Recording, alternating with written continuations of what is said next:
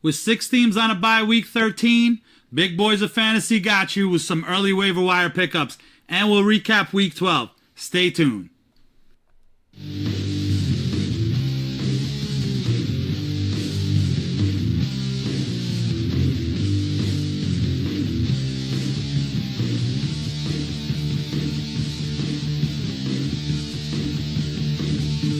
Welcome to the Big Boys of Fantasy. I'm Sobi Subra. As you can see, I'm flying solo today. We're going to have to get a show done on Monday. I'm going to have to do it by myself, so it's all right. Let's get right to it. Today we're going to talk about the good, the bad, and the ugly, recapping the week. We're going to do some early waiver wire pickups. I'm going to recap, basically talk about Thursday's games. But first, the injury report. I hurt myself today.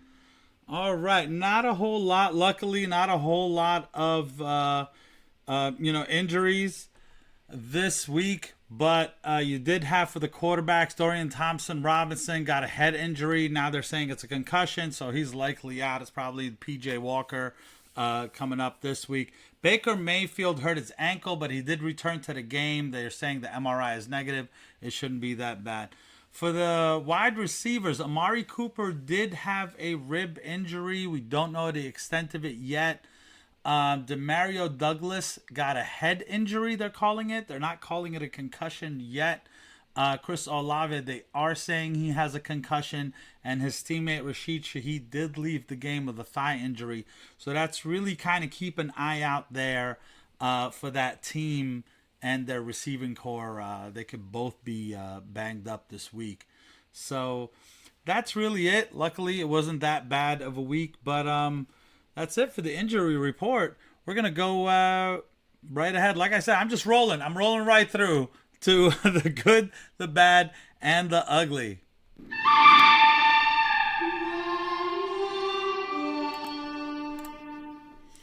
So we'll start off with the good, the quarterbacks that were good for you this week. We're not even going to talk about Josh Allen.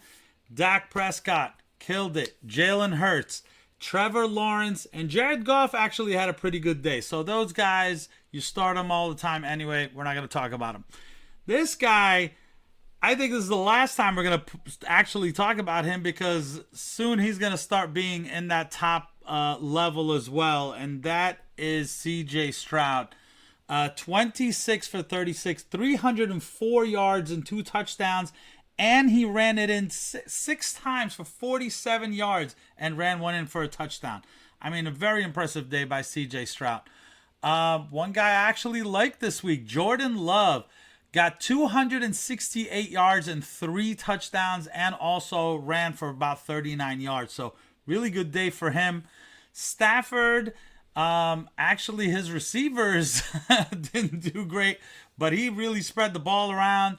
229 yards, 4 touchdowns, and 1 interception. So those are your good quarterbacks for the week.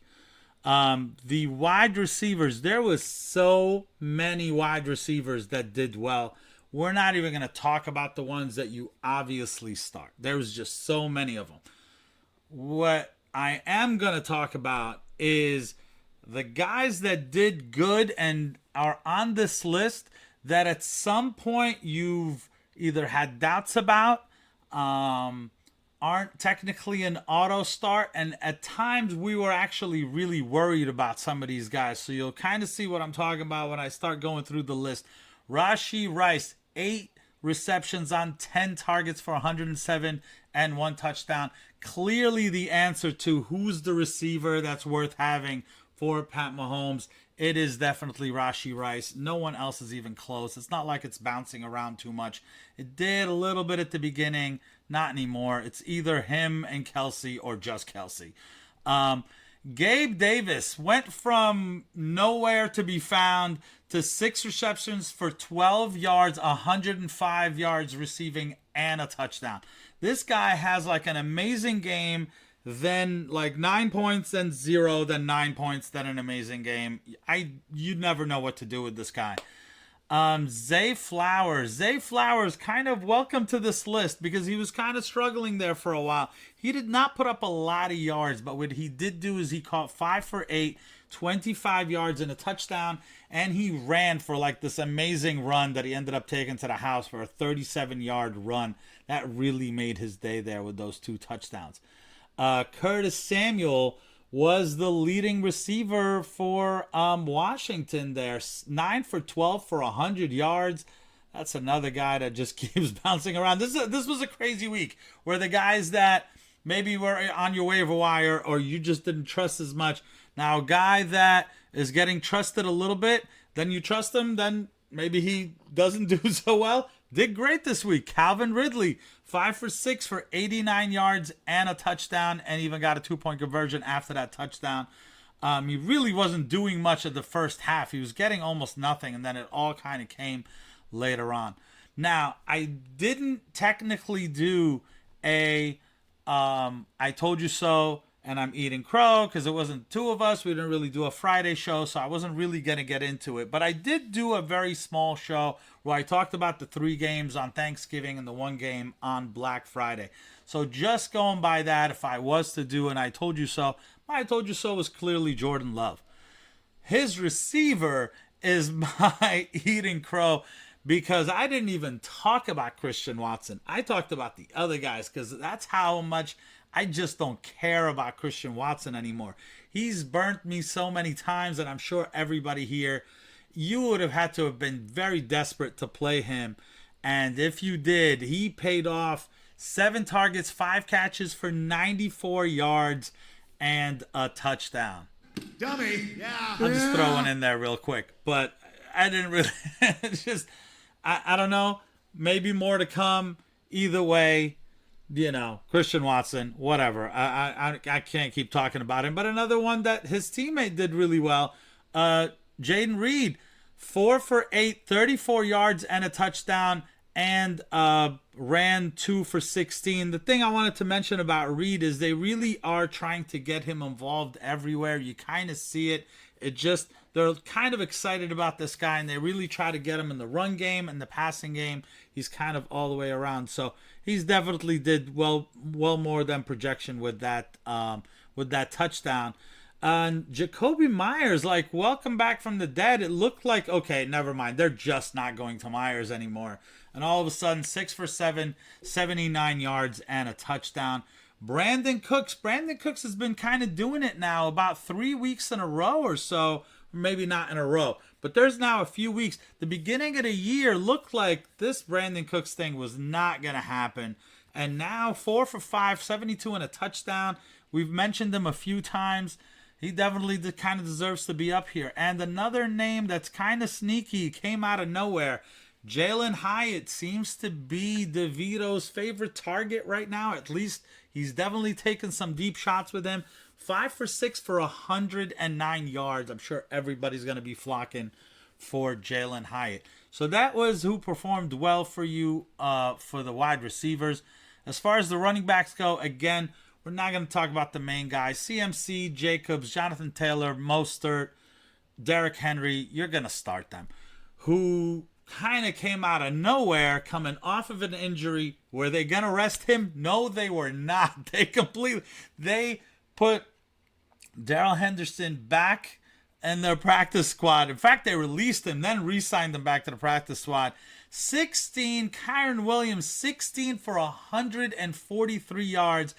And he caught 6 out of his 6 targets for 61 yards and 2 touchdowns. That's where the touchdowns went for Stafford. I mean, a ridiculous day on his first game back. They're not shy to use him. He's clearly completely ready. You could start him every week. Bijan Robinson. Bijan had a great game, and it was against a tough defense. 16 for 91 yards and a touchdown. Caught 3 for 32 and a touchdown in the air. So really good day for Bijan. Isaiah Pacheco, 15 for 55 and 2 touchdowns on the ground. And he also caught 5 for 34. So in PPR, he's adding even more points than those 2 touchdowns. Tony Pollard, 13 for 79 and a touchdown. caught 6 of his targets for 24 yards, so he keeps adding to that. Had a good day. Ramondre Stevenson, 98 yards and a touchdown on 21 attempts. And he also caught 5. Not a lot of yards, but in a PPR, that's an extra 5 points for only 9 yards. Chuba Hubbard. Chuba, again, 14 for 45 yards and a touchdown. He's definitely getting more play. It's not like Miles Sanders is back and Chuba's not being used anymore. I feel like they're kind of using him 50-50, but Chuba's the one actually getting it done. And he also caught 5 for 47 yards, so that's definitely adding to his total. As far as in Buffalo, you got James Cook. He only had 43 yards, but because of his 7 targets, 6 for 57, he outperformed his projection there. And Najee Harris. Najee didn't have a single thing in the air, but he ran 15 times for 99 yards and a touchdown. It really just seems like as soon as I said Jaylen Warren, Najee Harris, these guys are averaging 3.2, 3.0 yards a carry. They both have been having pretty good weeks, so I don't know. Maybe it's a reverse jinx. Instead of jinxing them, I'm having these guys do better. Watson, Najee Harris, I don't know what's going on. Honorable mentions, Royce Freeman, Samaje Perine, and Jeff Wilson all did fairly well. Definitely more than you expected, which is not much at all. The tight ends, it'll be pretty quick. Sam Laporta, you expect that from him. He had a great day. But Pat Freiermuth, wow, 9 for 11 for 120 yards. Tyler Higbee. So you want to know where the other 2 touchdowns went? Tyler Higbee caught 5, only 29 yards, but 2 touchdowns. There's your 4 touchdowns for Stafford. And Gerald Everett, 4 for 43 yards and a touchdown. Again, way over what his projection would have been. So that's it for the good. And I'm going to go ahead and go right to the bad. It's a little bit tough because I'm not kicking it to anybody else. I'm just going to roll right through these. So as far as the bad, definitely some names kind of sticking out. And that would be Lamar Jackson and Justin Herbert. Lamar Jackson, I mean, they won the game. He did, fairly well, but not for fantasy. It's 177 yards, only 1 touchdown. He ran 11 times with only 39 yards. Sometimes he kind of saves his day when he has like a ton of yards on the ground. That wasn't the case. You definitely expected more. And Herbert, 217 yards, 1 touchdown, but then 1 interception and a fumble. He did add 47 yards on the ground. So he wasn't in the ugly, but it just wasn't good. And Derek Carr. Derek Carr threw 38 times, but 304 yards, but not a single touchdown. In fact, he gave you an interception, so that it even lowered his day. So definitely you're kind of hoping for more from Derek Carr. Going right over to the wide receivers. DeAndre Hopkins. All these receivers, by the way, I'm just about to mention, I'm just going to do it pretty quickly. They all caught only 3 catches. You absolutely starting them thinking I'm definitely going to at least get a ton of catches from these guys. Between 4 and 7 targets for all of them. DeAndre Hopkins, 3 for 49. Godwin, 3 for 45. Romeo Doubs, we talked about Jordan Love had a great day. He was the odd man out here. 3 for 37. And Puka Nacua, 7 targets, but only caught 3 for 32 yards. Definitely in the bad category. Now, going over to the running backs.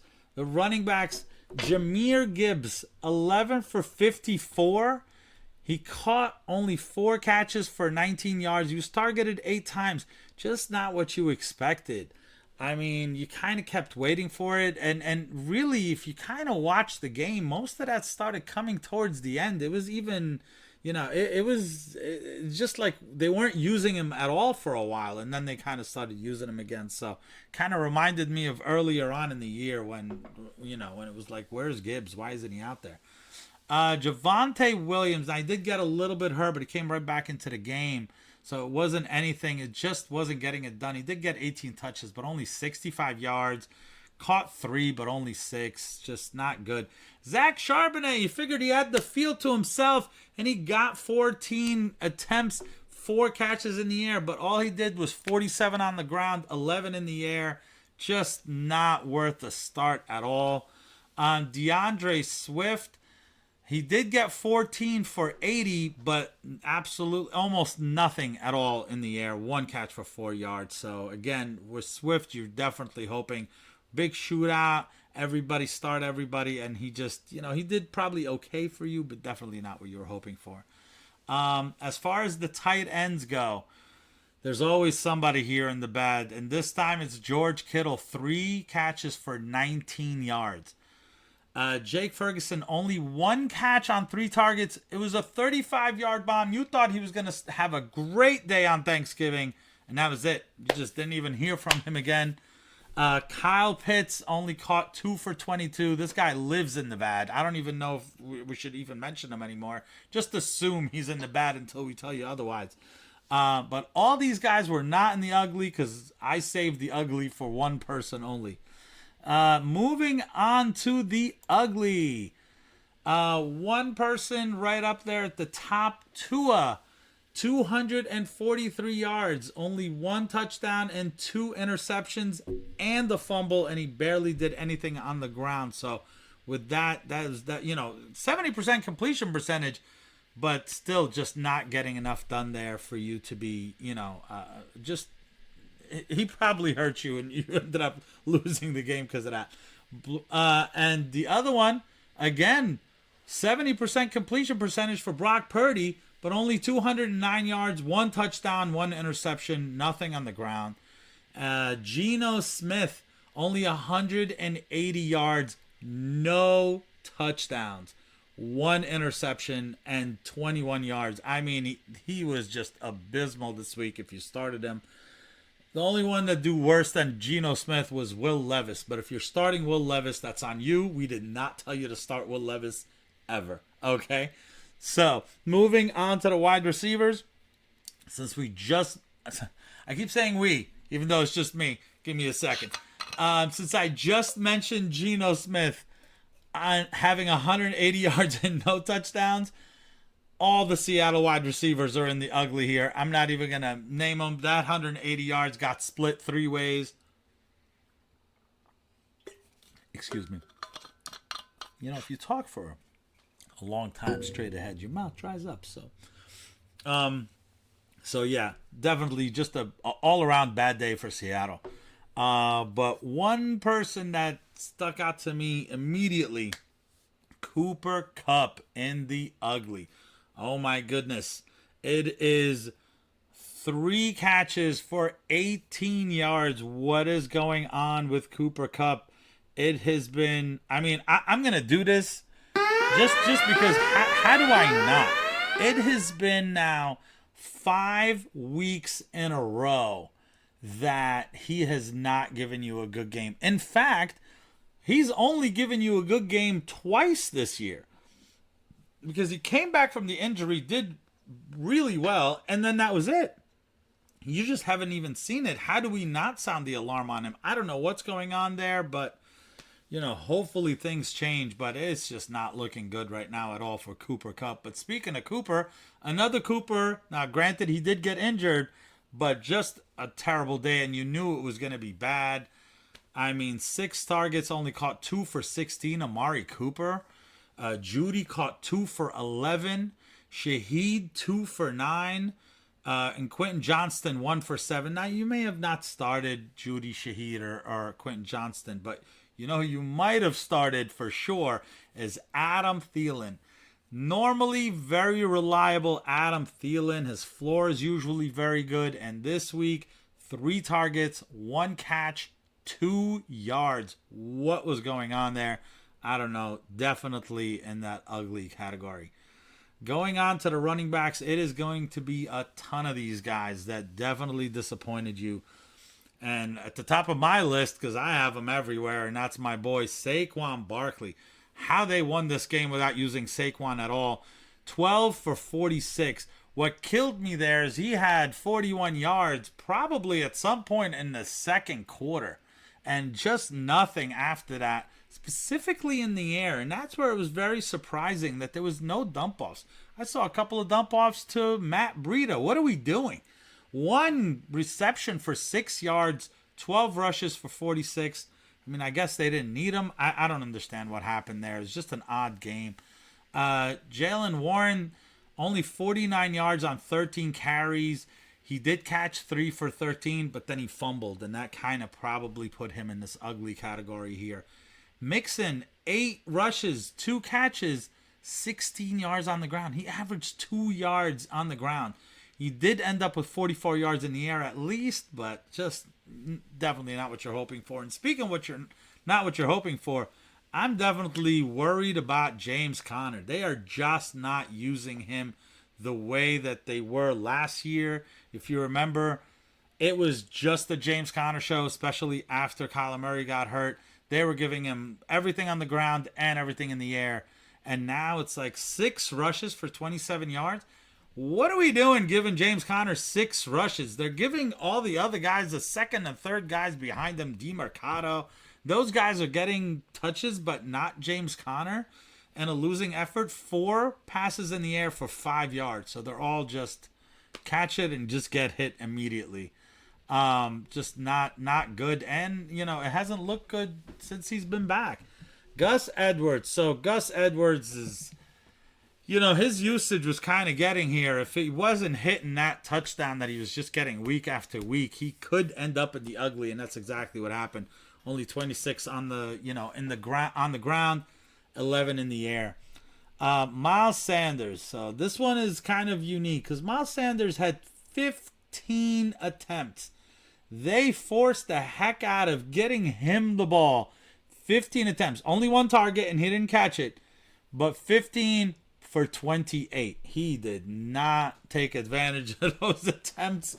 Chuba did pretty good. But it seems like they're kind of going, more keep trying to give Sanders. I mean, they paid him, and I think they want to keep trying it out. Dameon Pierce came back from injury. I feel like all he did was kind of take away from Singletary. He didn't do much. 5 for 14. 1 catch for 4 yards. Just terrible. And our last ugly is Dalton Schultz in the tight end ugly by himself. 1 catch for 2 yards. Especially when your quarterback has just monsters day to be in the ugly there. That is just terrible. So, whew. All right. I just did that fairly quickly. It's obviously going to be a short show. I'm kind of recording this late on Monday. I didn't want to wait till Tuesday, but this was the only time we could kind of fit it. So bear with me and let's go on to the next segment. We're going to go ahead, even though it's Monday night, we're going to go ahead and talk about some early waiver wire pickups. Anyone? Oh, pick me. Oh, I know, me. All right, so for the waiver wires, keep in mind, guys, that this week, it is just hell for buys. You have the Ravens, the Bills, the Giants, the Bears, the Raiders, and the Vikings, all on a buy. So really every position you may end up needing some help in on one of your teams, right? So for the quarterbacks, we take a look at who's not that highly owned and say, hey, let's see if, this is somebody you can kind of stream for this week. Russell Wilson is still not 60% rostered. He is 56% rostered. He has some good matchups coming up with Houston, the Chargers, and Detroit. Baker Mayfield, assuming he's 100%, he takes on Carolina, Atlanta, and Green Bay, and he's only 52% rostered. Definitely worth a look at Baker Mayfield. Jordan Love's been getting it done. He takes on Kansas City, the Giants, and Tampa Bay. Now, Kansas City's not a great matchup, but he may have to force the pass and, just to kind of keep up with them. He has put up 20-plus points in his last 3 games.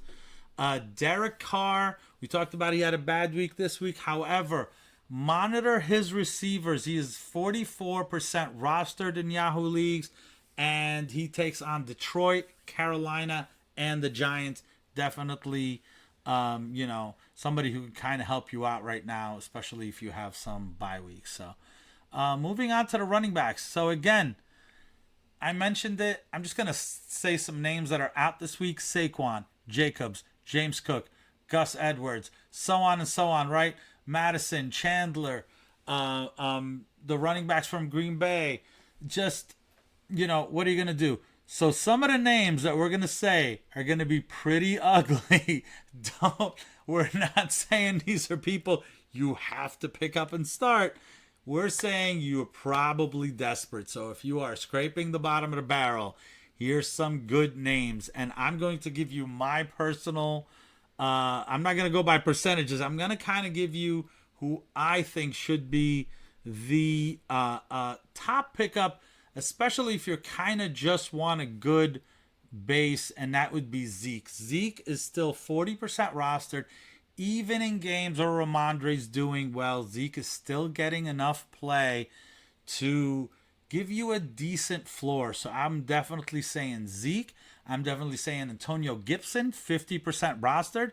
He's, again, another one that's kind of been giving you a good floor, especially if they go to him in the pass. Miles Sanders, I know he's been terrible. 51% rostered, but when you're looking at 15 carries and you're desperate for a backup, Miles Sanders is definitely one to look at. Those are kind of my top three, but there's other guys out there. Zach Moss, 49% rostered. He's still getting touches. Sometimes it's not a lot, but, this past week he did get plenty of touches, so they are using him. And speaking of using him, especially if Javonte Williams is hurt by, at all, you have Samaje Perine when it was not McLaughlin that they went to. In fact, McLaughlin had two snaps the entire game. Samaje Perine basically was the number 2 this game. So keep that in mind. He did end up scoring a touchdown, but you're not going to predict that all the time. Just know that that's somebody maybe you can kind of plug in, especially in deeper leagues. And speaking of deeper leagues, Jeff Wilson, 17% rostered. Royce Freeman, 17% rostered. Now, if you don't need a starter for this week and you can kind of pick somebody up to stash, Roshan Johnson, 23% rostered. You could still kind of get him and stash him. And Ty Chandler, I think Ty Chandler continues to kind of get a little bit more play, and he's still under 50% rostered. On to the wide receivers. For the wide receivers, I want to say we have mentioned his name literally every week on the segment. Somehow, and what we do is we look to see who is still under 60% and let you know to pick him up. 13 targets this week for Joshua Downs, and still you guys have not picked him up in all your leagues. 58% rostered. How is this the case?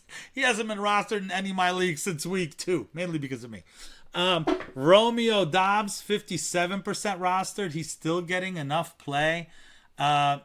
Reed from the Packers, also 48% rostered. He's getting more rushing and receiving work all the time. Brandon Cooks, we talked about it before.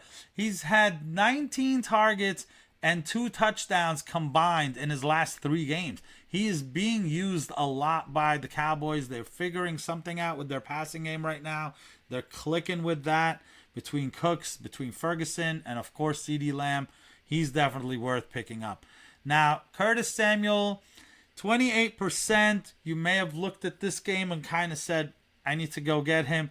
Just keep in mind that he had 12 targets his last game, but he's really been not that consistent. Now, it could be due to his injuries, but you're kind of taking a chance there with Curtis Samuel. I would definitely monitor him, but I wouldn't prioritize picking him up.